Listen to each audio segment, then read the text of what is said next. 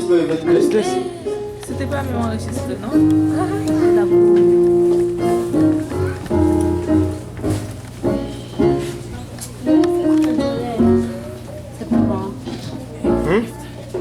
Matthieu chapitre 14, à partir du verset 22 jusqu'au verset 33. On va lire 11 versets.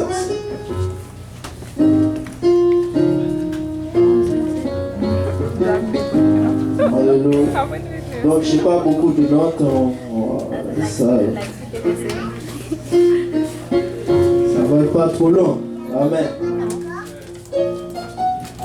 Lisons tous ensemble. Matthieu 14, à partir du verset 22 au verset 33. Lisons tous ensemble.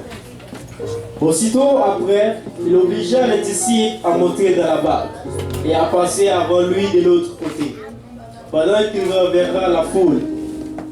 Quand il l'eut envoyé, il monta sur la montagne pour prier à l'écart. Et comme le soir était venu, il était là seul. La barque déjà au milieu de la mer était battue par les flots, car le vent était contraire. À la quatrième veille de la nuit, Jésus alla vers eux, marchant sur la mer. Quand les disciples les virent marcher sur la mer, ils furent troublés et dirent, c'est un fantôme. Et dans leur frayeur, ils poussèrent des cris.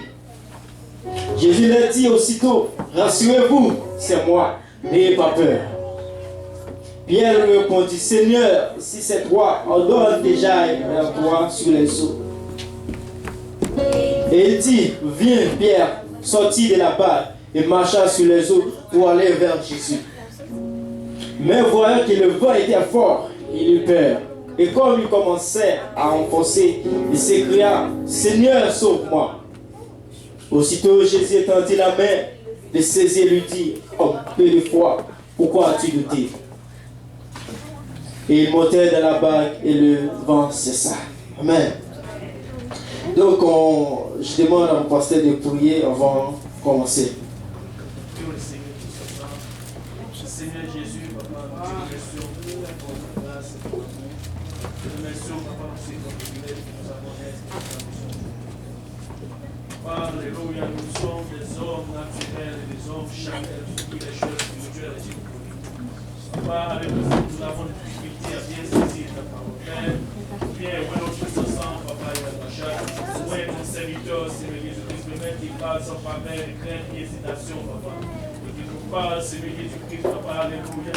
Que cette parole trouve une place dans nos vies aujourd'hui, Papa, qu'elle germe et qu'elle produit le fruit, Papa, que ces fruits nous conduisent, Père, jusqu'à la vie éternelle, avec action de grâce à nos cœurs, Père. Au nom de Jésus, que tout le monde dise au nom de Jésus. Au nom de Jésus, pouvons-nous mettre nos Bibles de côté et commencer à acclamer le nom de Jésus. Commence à élever le nom de Dieu, alléluia, qui est au-dessus de tout le monde. Alléluia, exalter le nom de Jésus.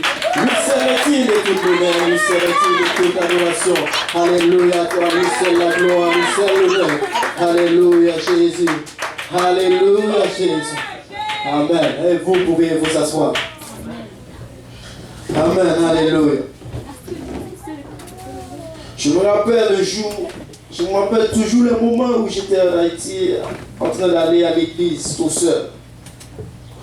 Et j'avais le chagrin dans mon cœur lorsque ma famille n'était pas là au complet, où il y avait juste ma mère et moi à l'église.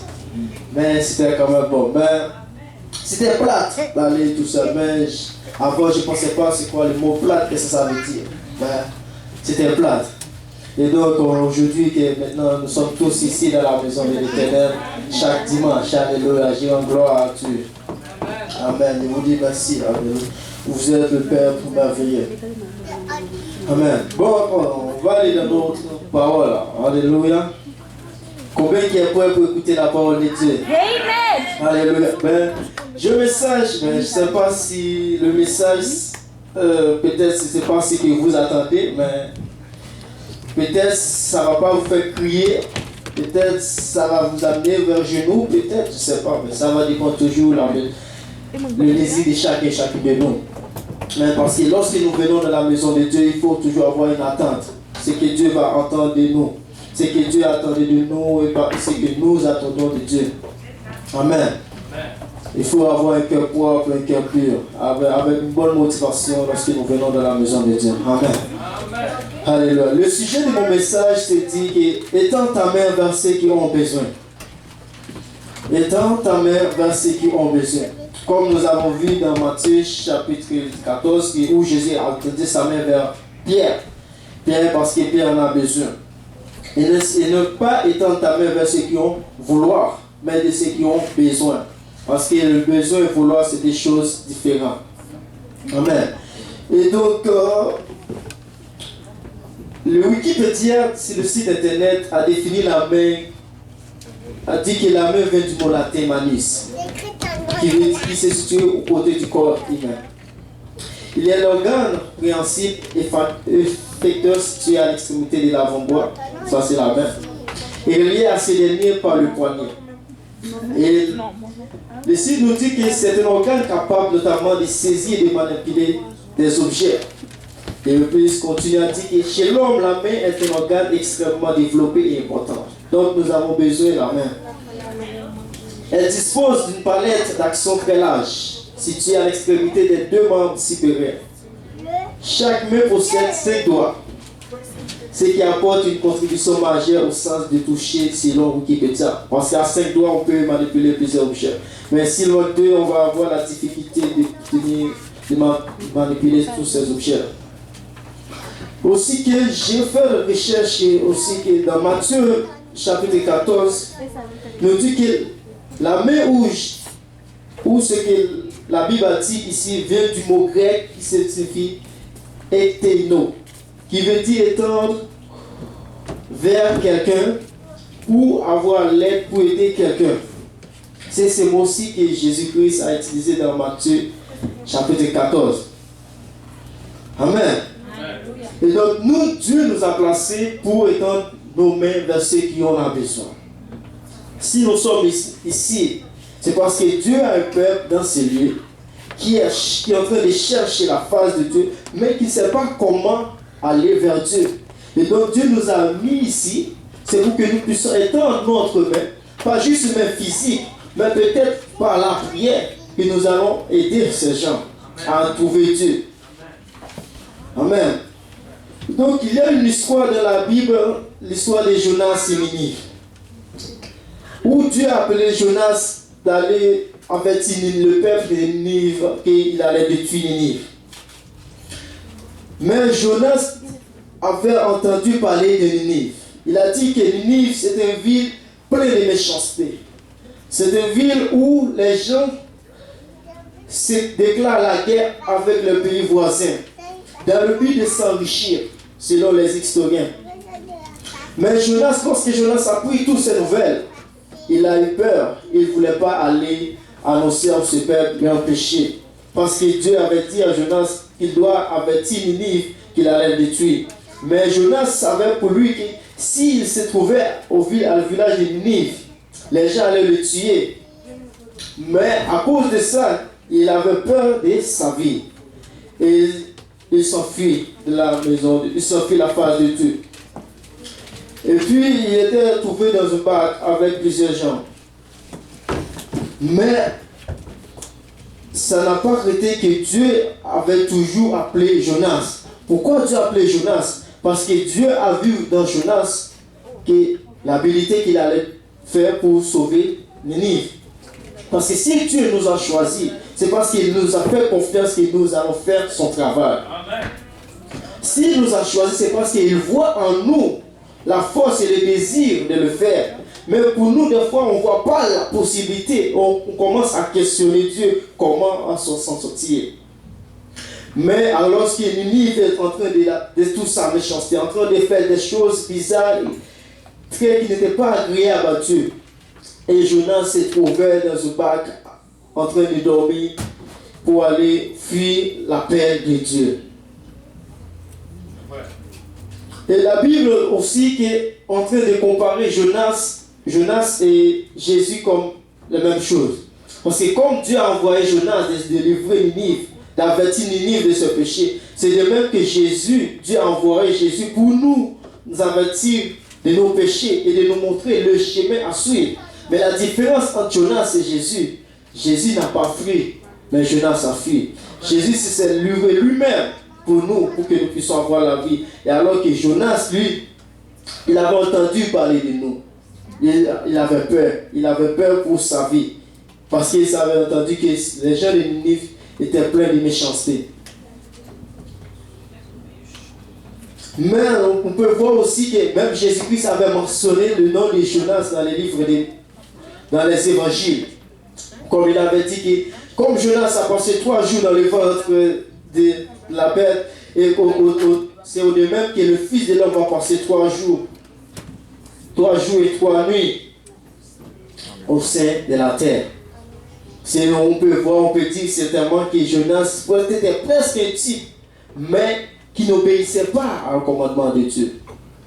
Et donc, nous, en tant qu'enfants de Dieu, nous sommes ici pour étendre notre main vers ceux qui ont besoin. Dieu nous a placés parce que Dieu veut nous utiliser pour sauver des âmes. Et non pas pour nous complaire. Des fois, c'est que Dieu nous a mis dans un endroit inconfortable. C'est parce que nous sommes trop confortables dans notre endroit. Et donc, c'est toujours la difficulté pour nous de nous trouver dans un endroit inconfortable. Et la Bible dit nos voies ne sont pas en voie de l'Éternel. Amen. Donc, je vais amener environ 3 ou 4 points dans mon message. Bon, le message qui est sur en train de venir, le but que je vais vous partager, c'est de sauver les âmes. Nous devons les encourager, nous devons les aider, nous devons les soutenir et nous devons les comprendre. Et nous allons voir dans la Bible comment ça fonctionne. Amen. Il y avait une histoire que je lisais la fois dernière. Il y avait une fois, il y a bien longtemps de cela, dans un petit village des Palestiniens, un atelier de charpentiers. C'était un village où c'était un atelier de charpentiers. Un jour que le maître était absent, les outils se réunissent en grand conseil sur l'établi. Ou dans les charpentiers, tous les outils se réunissent. Et vous voulez avoir une réunion ou une conversation, ils allont parler, partager leurs idées. Voici ce qu'il a dit. Les conciliables furent longs et animés. Ils firent même véritablement, il s'agissait d'exclure de la communauté des outils un certain nombre de membres. L'un des outils prit la parole et dit, il faut, dit-il, exclure notre sœur, la scie. Vous connaissez la scie? Car elle mord et elle grince des dents, elle a le caractère le plus graisseur du monde. Un autre outil dit, nous ne pouvons conserver parmi nous notre frère le rabot, qui a le caractère tranchant et qui épluche tout ce qu'il touche. Quant au frère marteau, dit aux autres, je lui trouve le caractère assommant, il est tapageur. Il cogne toujours et nous tape sur les nez. Excluons-le.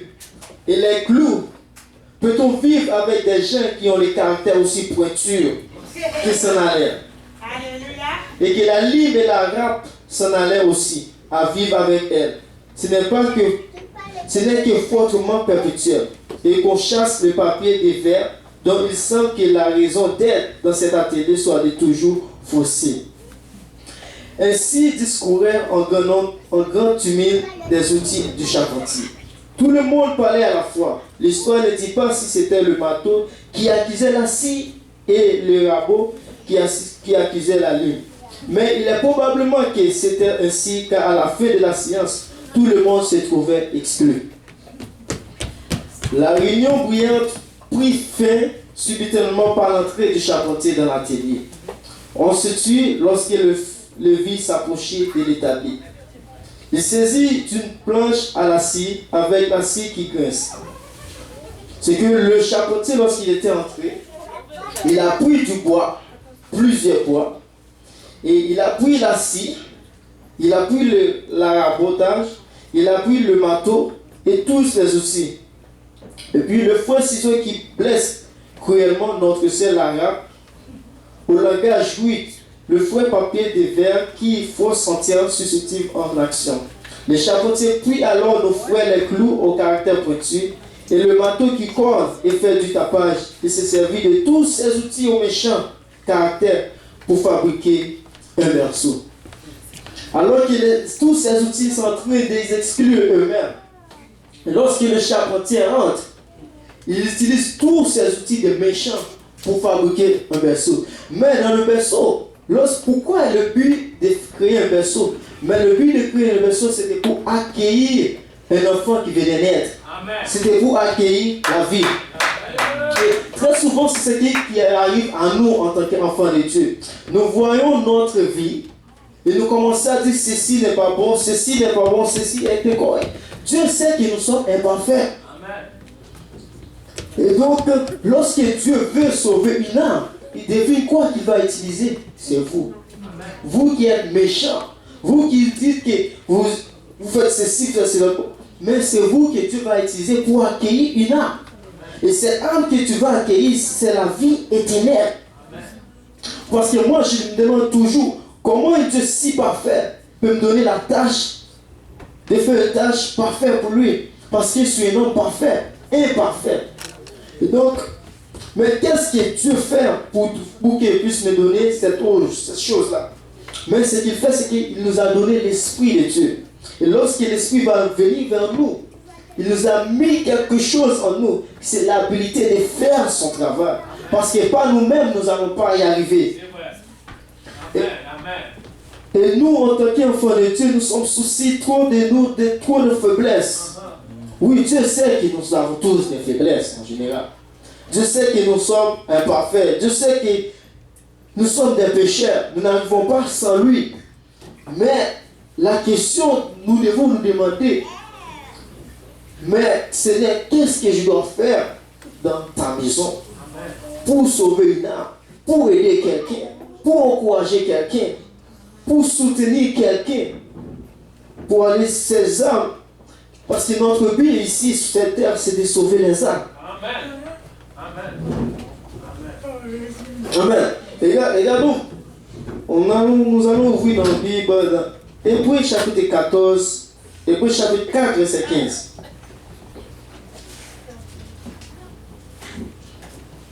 On va aller très vite. Hébreux 4, 15. Car nous n'avons pas un souverain sacrificateur qui ne puisse compatir à nos faiblesses. Au contraire, il a tenté comme nous, en toutes choses, sans commettre de péché. Ici, nous avons un sacrificateur qui a tenté en toutes choses comme nous avons tenté aussi. Au contraire, il a tenté comme nous, en toutes choses, sans commettre de péché. Et donc, si Dieu nous a donné une tâche à faire, c'est parce que lui, il avait déjà passé par là. Il sait comment s'en sortir. Il nous a donné cet esprit, le souverain sacrificateur ici. Jésus-Christ ne va pas te donner des choses que toi, il sait que tu ne peux pas faire. Amen. Ou des choses qu'il n'a jamais expérimentées à Jésus. Il ne va pas te donner des choses comme ça. Nous allons ouvrir nos Bibles aussi dans Exode 23, verset 9. Et lorsqu'une âme vient vers Jésus-Christ, lorsque quelqu'un vient vers Jésus-Christ, lorsqu'une âme essaye toutes choses pour vivre pour Jésus-Christ, et il n'arrive pas. Mais nous, qu'est-ce que nous devons faire en tant qu'enfants de Dieu? Nous qui sommes ici, nous sommes là pour les soutenir. Amen. Mais Exode 23, verset 9 nous dit, tu n'as pour moi point l'étranger. Vous savez ce que prouve l'étranger. Parce que nous étions tous dans le monde un jour. Amen. Nous avons tous péché. Amen. Car vous avez été étrangers dans le pays d'Égypte. Ici, il est en train de dire que lorsque quelqu'un vient essayer de vivre pour Dieu, et il n'arrive pas de faire l'arrivée de servir Dieu, mais toi, tu dois pas l'opprimer. Tu dois au contraire de le comprendre. Parce que tu étais étranger aussi. Amen. Peut-être pour toi, ça a pris au moins 6 mois pour arriver, pour obéir à la sanctification. Peut-être lui, ça ne prend pas 6 mois. Mais tu dois comprendre. Parce que souviens-toi que tu étais étranger aussi. Amen.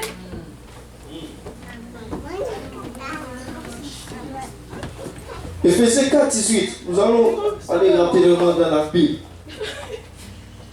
Éphésiens 4, 18 nous dit: ils sont l'intelligence obscure. Ils sont étrangers à la vie de Dieu. À cause de l'ignorance qui est en eux. À cause de l'endurcissement de leur cœur. Ayant perdu tout sentiment, ils se sont livrés à la dissolution pour commettre toute espèce d'impureté jointe à la cupidité. Les gens qui sont dans le monde, ils sont habitués dans le monde. Ils sont habitués à vivre dans le monde. Avez-vous déjà été une fois dans la nuit où il n'y avait pas de lumière? Lorsque vous marchez dans la nuit qui n'a pas de lumière, lorsque vous connaissez déjà l'endroit où vous êtes, donc la première chose que vous allez venir en tête, c'est de fermer les yeux. Vous pouvez dire c'est stupide, malgré l'obscurité, tu continues à fermer les yeux. Pourquoi? C'est parce que tu es habitué dans ton lieu. Tu sais où se trouve la toilette, tu sais où se trouve la chambre, tu sais où se trouve le couloir, s'il y a quelque chose ici qui ne va pas, et tu vas savoir comment t'échapper. Parce que tu t'es habitué. Même, tu n'arrives même pas à allumer la lumière, mais dans l'obscurité, tu marches avec les yeux fermés. Paul nous dit que ces gens, ils ont l'intelligence obscure.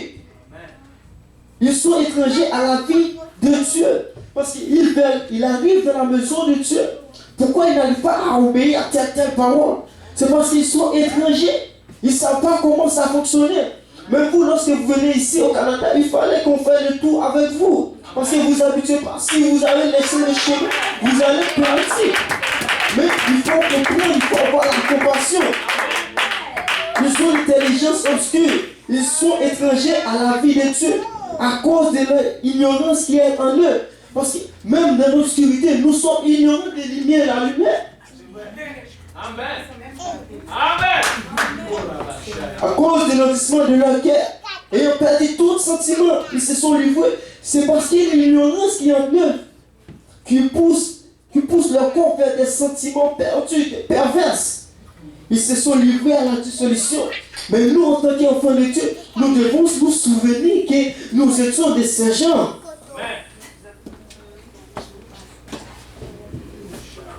Nous devons habituer que nous étions parmi eux. Et donc nous ne devons pas leur juger. Au lieu de les juger, nous devons les comprendre au contraire. C'est pour cette raison que dans Hébreux 4, 15, nous a dit que le souverain sacrificateur, il a tenté en toutes choses comme nous. Il ne va pas nous donner une chose que nous ne pouvons pas le faire. Et s'il nous a donné une chose que nous ne pouvons pas le faire, c'est sûrement qu'il va nous donner l'habilité de le faire. Amen.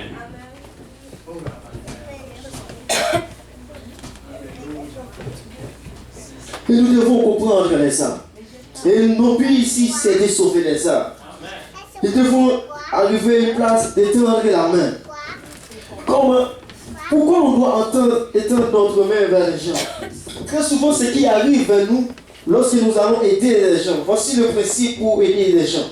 Ce que j'ai appris. Et si vous... Voilà, ce que j'ai appris. Le principe, lorsque nous allons aider quelqu'un, nous devons avoir la compassion. En d'autres termes, qu'est-ce que la compassion? La compassion, c'est d'essayer de te mettre dans la situation de la personne en train de le vivre. Essayer de comprendre que, imagine-toi si tu étais dans cette vie, comme elle, comment tu allais réagir.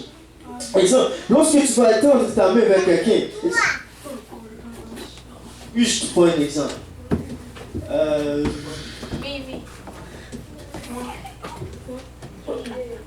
José, je vais prendre José. Assieds-toi. Voilà. Lorsque nous voulons aider José, très souvent en tant qu'enfant de Dieu, voici ce que nous faisons. Nous sommes habitués très souvent à la maison de Dieu. Et donc José, lève ta main. Très souvent, voici ce que nous faisons. Nous sommes très confortables à nous. Pour l'aider, nous faisons comme ça. Et nous dit, José, fais l'effort, viens vers moi. Fais l'effort, viens vers moi. Et non, et parce que Jésus-Christ nous a appris. Retournez dans Matthieu chapitre 14, verset 22. Voici c'est comment. Et si nous voulons aider Josué, nous devons arriver à la hauteur de Josué et de comprendre sa situation. Et lorsque nous sommes comprendre, nous allons pouvoir l'aider à se lever. Mais nous sommes très confortables à nous. Nous restons comme ça, nous disons, lève-toi. Souviens-toi, ils ont l'intelligence obscure. Ils ne comprennent pas. Alléluia. Très souvent, un enfant ici comme ça, lorsqu'il rentre ici, la lumière est éteinte.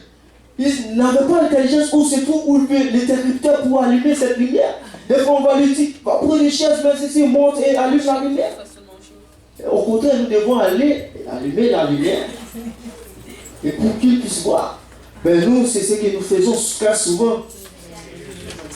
Alléluia.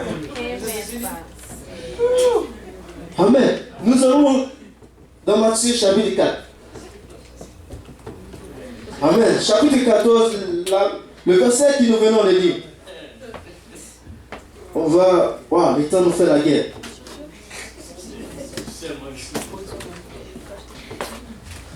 Ici, la Bible dit, aussitôt après, il obligea les disciples à monter dans la barque. Ici, c'était Jésus-Christ qui était venu, avait donné la nourriture, donné au pain aux gens. Et les gens étaient rassasiés. Après avoir donné la nourriture aux gens, Jésus-Christ voulait partir avec ses disciples.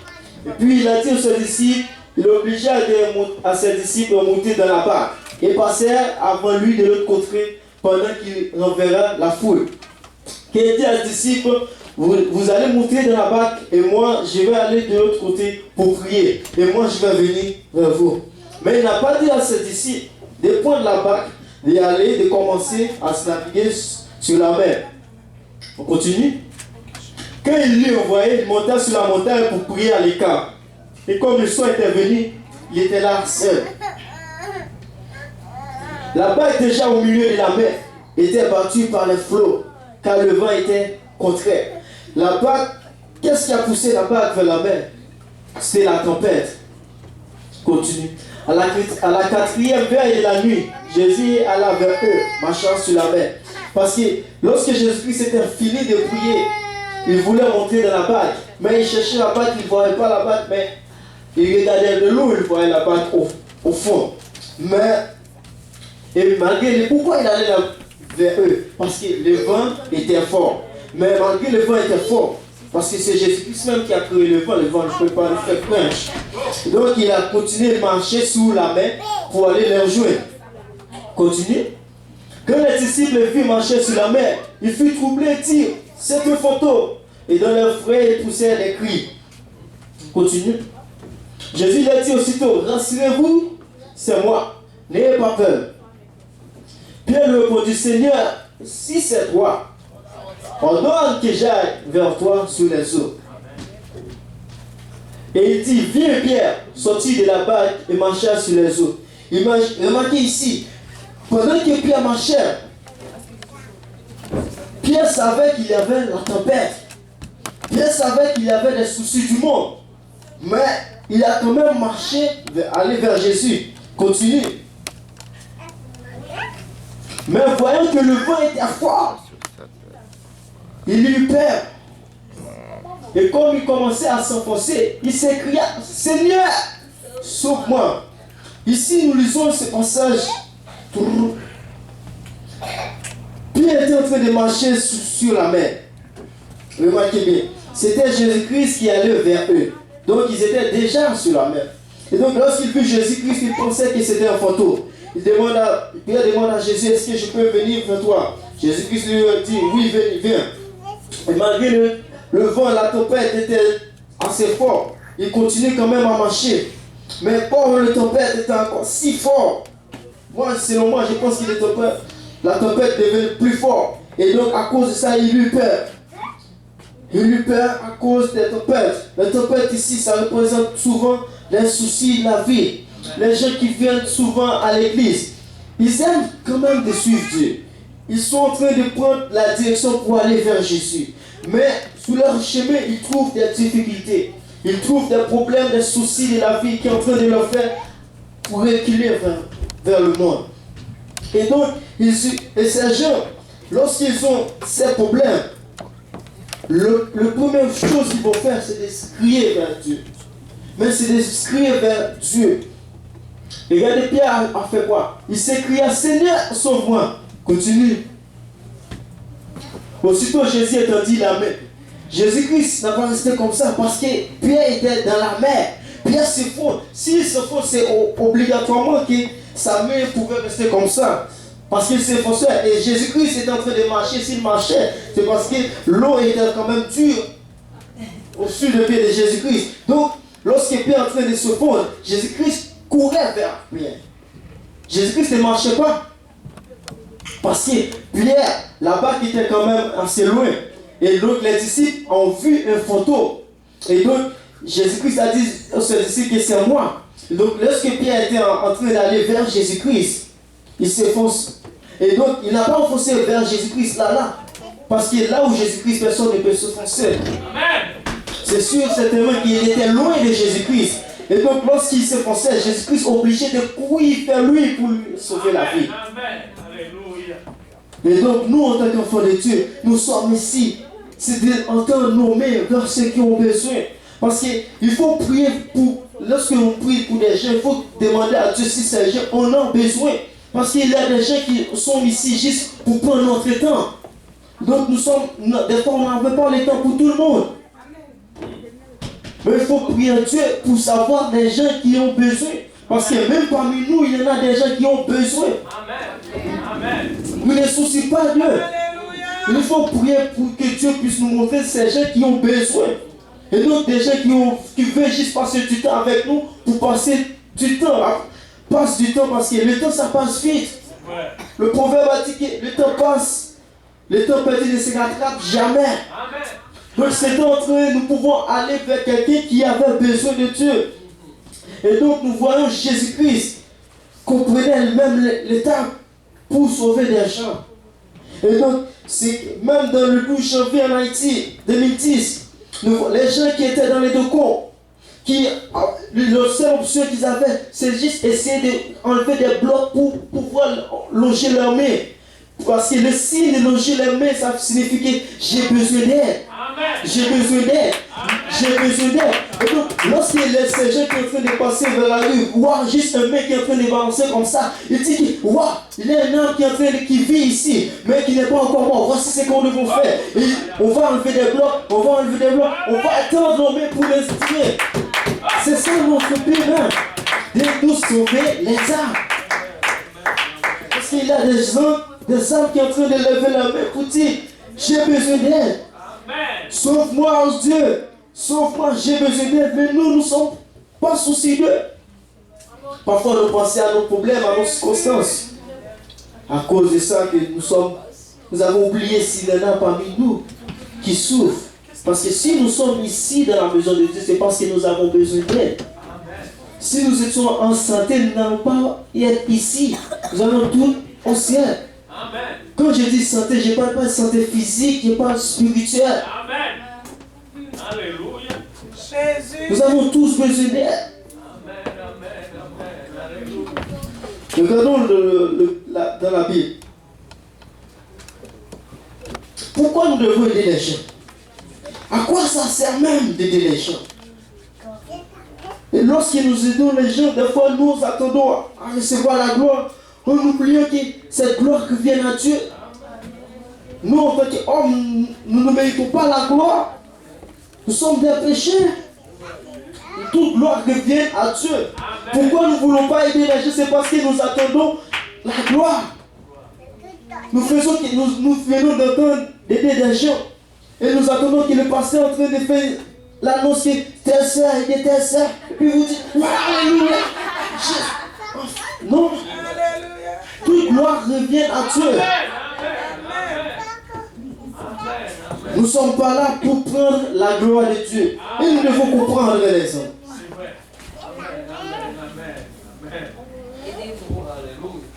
Voici pourquoi nous devons aider les gens. Vous vous souvenez que lorsque Jésus-Christ avait ordonné à ses disciples dans le livre de l'Évangile, je ne me rappelle pas le verset, où il a dit à ses disciples allez chercher l'âne, parce que j'en ai besoin. Si le maître a dit, qui a recherché, dit le maître en a besoin. Et donc, les disciples étaient partis d'aller chercher l'âne. Et donc, pourquoi? C'est parce que Jésus-Christ en avait besoin. Et donc, les disciples étaient partis d'aller chercher l'âne. Mais je me rappelle, je me demande pourquoi Jésus-Christ allait si demander pourquoi les disciples devaient aller chercher une âne. Selon moi, je pense que avec l'âne, Jésus-Christ allait recevoir la gloire. Et comment? lorsque l'âne était venu, la Bible nous dit que Jésus-Christ montait sur l'âne. Donc, lorsque Jésus-Christ montait sur l'âne, il passait de lieu en lieu. Lorsqu'il passait de lieu en lieu, qu'est-ce que les gens criaient? Hosanna, Hosanna au plus haut des cieux. Et donc, nous, en tant qu'enfants de Dieu, nous devons aller chercher des âmes pour Dieu. Et ces âmes, qu'est-ce que le but de ces âmes? Ces gens vont aller dans des villes où le nom de Dieu n'était pas encore évoqué, où ils vont aller dans des zones où Dieu n'est pas glorifié. Ils vont aller où ces gens vont propager l'évangile, et où nous allons entendre que voici il y a dans telle ville, maintenant on glorifie Dieu ici. Voici dans telle ville, on glorifie Dieu. Parce que le but de l'âne, c'est d'amener Jésus-Christ dans l'endroit où la gloire de Dieu n'était pas encore. Amen. Amen. Alléluia.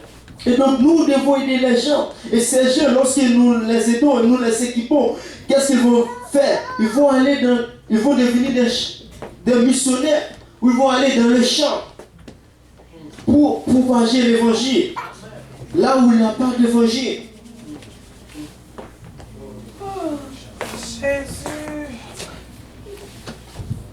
En tant qu'enfants de Dieu, nous devons être sensibles vraiment à l'Esprit de Dieu.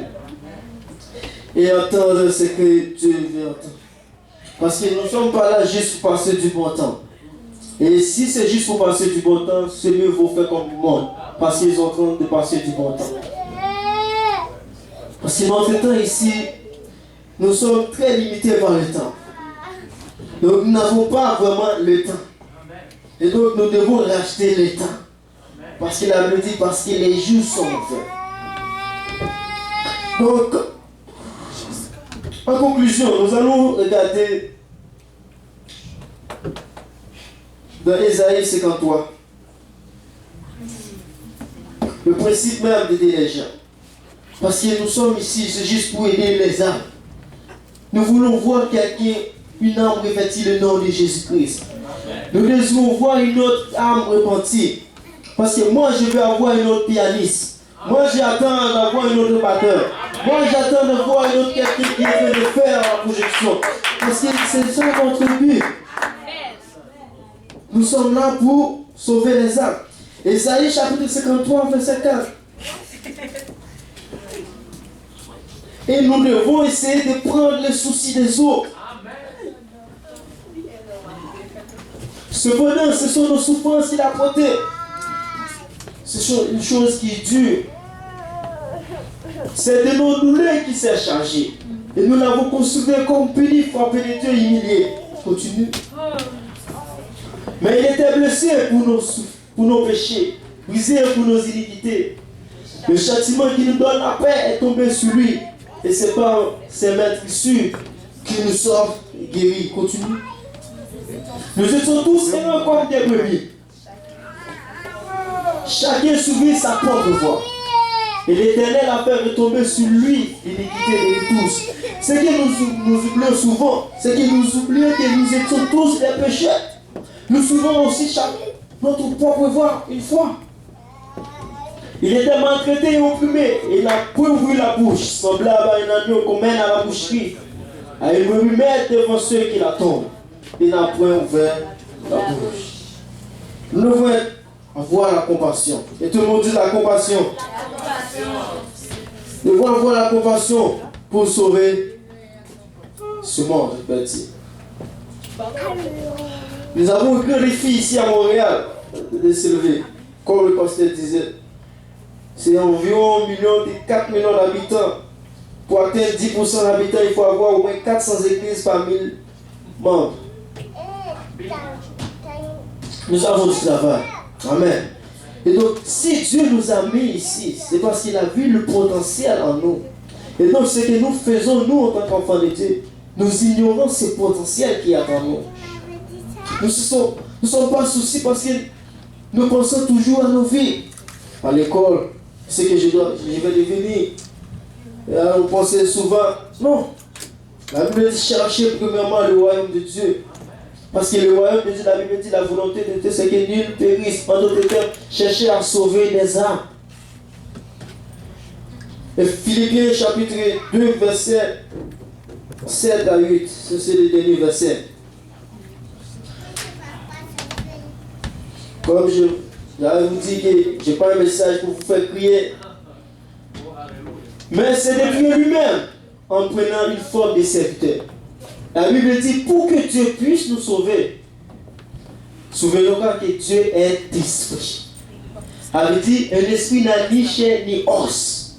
Si quelqu'un me fait comme ça me fait mal. Et Dieu, ça ne fait pas mal parce qu'il est esprit.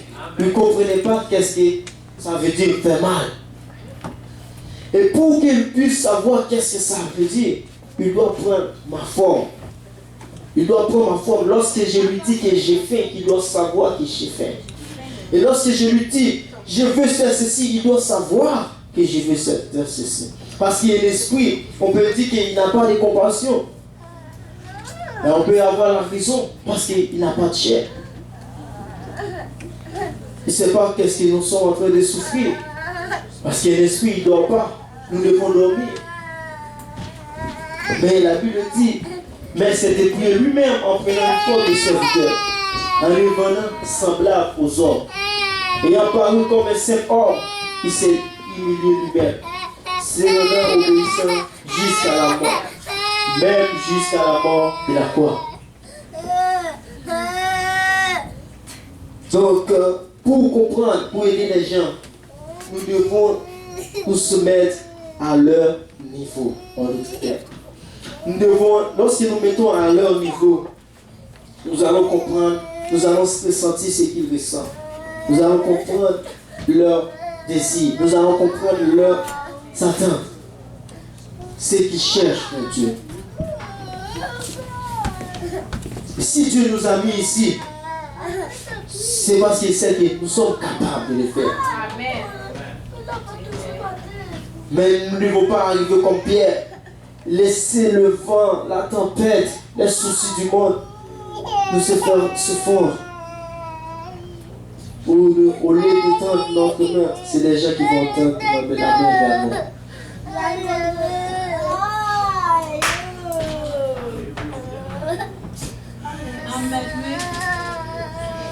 Dieu veut faire des grandes choses avec nous. Il est prêt. Je vous le dis, il est prêt. Mais c'est nous qui ne sommes pas prêts. Parce que Dieu n'a pas limité. Tant que tu lui dis, Dieu, on y va, il était déjà là. Dis, on va. Mais il attend nous. Parce que pourquoi il attend nous? C'est parce qu'il a besoin de nous. Parce que si quelqu'un marche entre la route et dit, une fois que il parle, il va être fou. On va penser qu'il est fou. Donc, Dieu va utiliser nous-mêmes pour lui dire que Jésus est. Et donc, il va comprendre. Ce femme va comprendre. Il ne va pas avoir peut-être la tête pour chercher la voix qui nous est en train de parler. Mais il va nous voir. C'est parce que Dieu a besoin de nous. Il nous a placés ici. Nous sommes ici pour être très court, très court. Et donc, nous ne devons pas laisser les soucis ou toutes les choses qui nous enveloppent et qui nous empêchent de servir Dieu. Ou les choses qui nous empêchent d'aller atteindre ces âmes. Et nous devons prier.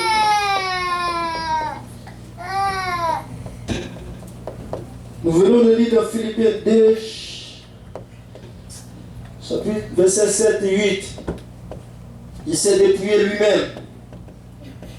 Dépouiller lui-même, ça veut dire qu'il ne se soucie pas de lui. Il est parce qu'il essaie d'atteindre d'autres personnes. Si nous voulons atteindre d'autres personnes, nous devons nous dépouiller nous-mêmes. Et nous ne devons pas penser que nous sommes arrivés comme Abraham, penser qu'il est plus sensible que Dieu.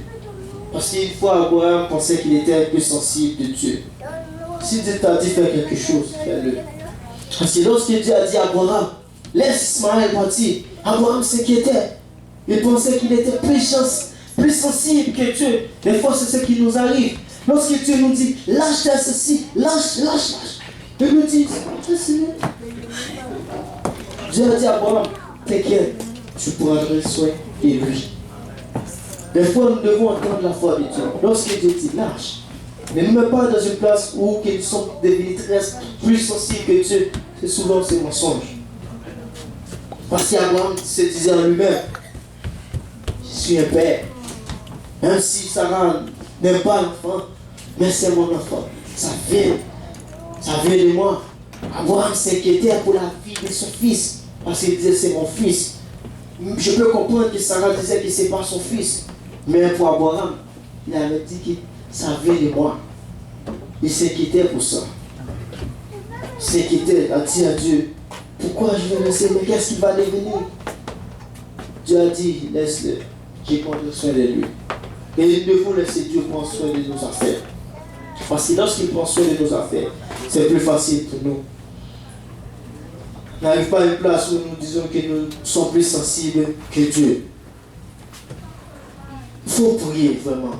Demande à Dieu la direction, la sagesse. Il va vous donner. Et si vous a placé ici, sache une chose. Peu importe votre état. Même si tu es un matos, on te dit que tu conduis. Mais c'est toi que Dieu va utiliser pour accueillir une âme. Mais c'est toi que Dieu va utiliser pour enseigner une étude biblique.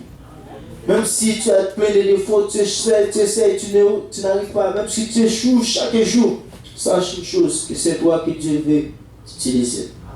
Peu importe ton état, peu importe ton rang social, peu importe ce que les gens te disent de toi, peu importe ce que tu penses même de toi. Si Dieu t'a dit quelque chose, si Dieu t'a choisi, c'est qu'il va t'utiliser. S'il t'a choisi, c'est parce qu'il a vu l'habilité pour le faire. Comme le charpentier a vu tous pendant que ses outils en train de se disputer entre eux. Il devine quoi? Lorsque le charpentier voulait accueillir un bébé, il n'avait pas de place pour mettre ce bébé. Il voulait avoir un berceau. Et pour avoir le berceau, qu'est-ce qu'il devine quoi? Qu'est-ce qu'il a utilisé?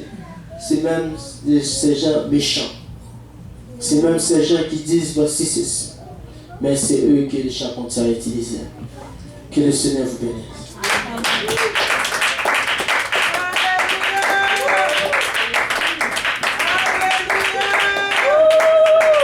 Alléluia. Je ne pense pas si vous êtes vraiment quelqu'un qui reçoit une parole de la part de Dieu. Pouvons-nous juste rebattre nos mains encore une fois pour notre Seigneur.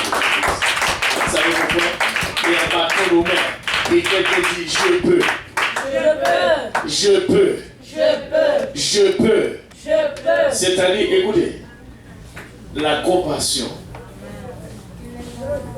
Non seulement la compassion, vraiment.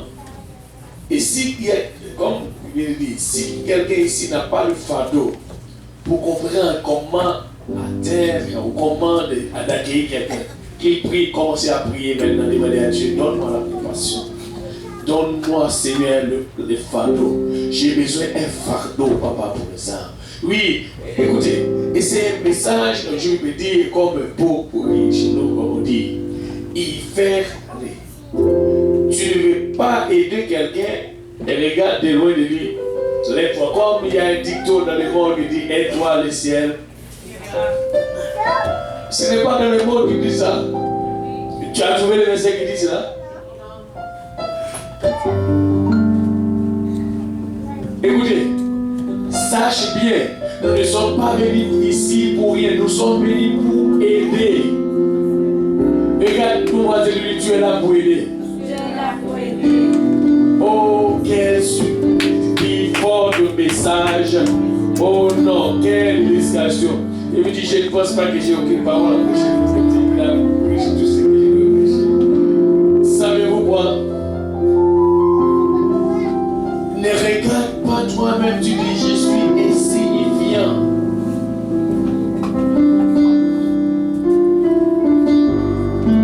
C'est Dieu qui le fait.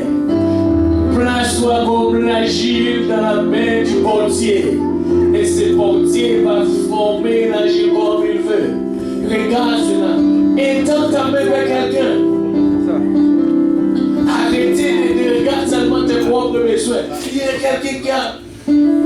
Écoutez, il y a des besoins qui ne sont pas du tout urgents, il y a des besoins qui vraiment des besoins urgents.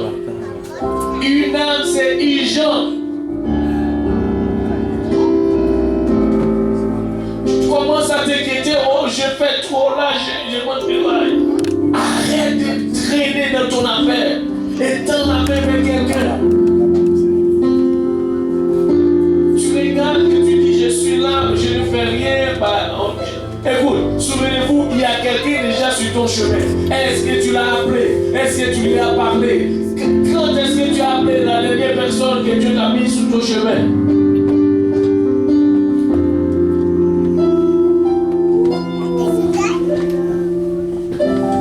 Chacun de nous a sa responsabilité. Et c'est dans la Bible. Dieu nous a donné la capacité. Chacun de nous a sa propre capacité. Vous savez pourquoi? On a besoin des ouvriers. Il a bien pas qu'on est là. On a besoin des ouvriers. Il y en a même.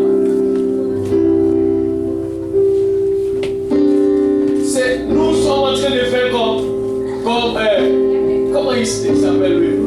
Élie ou Élisée, je ne sais pas. Il est arrivé quelque part où il a fait un si grand miracle. Et quelque part il arrive, il commence à courir. Seigneur et Père. Maintenant, il veut sauver lui personnellement. Seigneur, Dieu t'a appelé pour faire quelque chose d'autre. Des fois, nous sommes en train de plaindre, Seigneur, moi. Le Seigneur te regarde et dit, tu peux lever, il y a quelqu'un qui attend de toi. Savez-vous, après Élisée est levé, Dieu lui a permis, il a oué, après Élie, il a oué Élisée, Élisée a pu faire 14. C'est-à-dire, Dieu va te permettre que tu vas gagner une personne, et il va encore gagner plus que toi.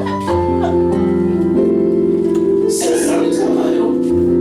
Oh, alléluia, je ne sais pas pourquoi, mais Dieu m'a parlé. Je dois faire encore, Seigneur, je dois étendre ma main vers quelqu'un. Oui, nous sommes un petit groupe. Et qui fait l'église grandit. Tout le monde qui fait l'église grandit, lève les mains, ça veut dire que nous avons les mains. Combien d'églises il avait la main pour étendre la main vers Pierre, pour les sauver? Nous avons nos mains, nous pouvons étendre la main vers quelqu'un qui a besoin. Et comme quoi cette personne va. C'est Dieu. Dieu nous a placés et tu vois que les gens vont et bien. C'est que nous ne donnons pas réellement ce que ces gens cherchent. Et tout ce qu'ils cherchent, Dieu nous a donné ces choses. Nous devons juste offrir cela aux gens et ils vont rester. Souvenez-vous, qu'est-ce qui vous appelle rester l'église? Quelqu'un était là avec toi. Tu ne veux pas mentir. Quelqu'un était là avec toi. Là. Tu essaies d'échapper.